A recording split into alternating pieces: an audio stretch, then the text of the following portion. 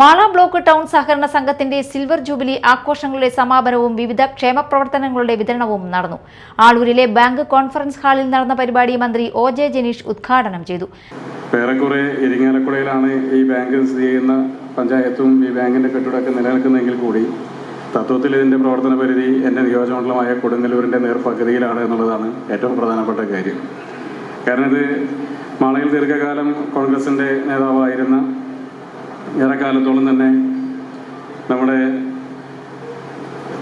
സഹകരണ മേഖലയിലൊക്കെ തന്നെ പ്രവർത്തിച്ചിരുന്ന ശ്രീ ജോസ് പി കളത്തിങ്കലേട്ടനെ അദ്ദേഹത്തിൻ്റെ ഒരു സംഘടനാ പ്രവർത്തനത്തിൻ്റെ അവസാന കാലഘട്ടത്തിലാണ് അദ്ദേഹം പ്രസിഡന്റായ പ്രൊമോട്ടിംഗ് കമ്മിറ്റിയായിട്ട് ഈ സംഘം ആരംഭം കുറിക്കുന്നത്.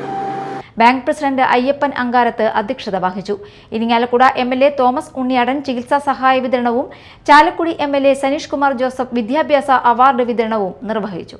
സ്ഥാപക അംഗങ്ങളെ Thrissur joint registrar P. Ramachandran ആദരിച്ചു. സീനിയർ സ്ഥാപക ഭരണസമിതി അംഗങ്ങളെ ഇരിങ്ങാലക്കുട നഗരസഭാ ചെയർമാൻ N.P. ജാക്സൺ ആദരിച്ചു. അംഗങ്ങളുടെ പെൻഷൻ പദ്ധതിയുടെ ഉദ്ഘാടനം K.G. രാമചന്ദ്രൻ നിർവഹിച്ചു. ഓണക്കിറ്റ് വിതരണം N.K. ജോസഫ് നിർവഹിച്ചു.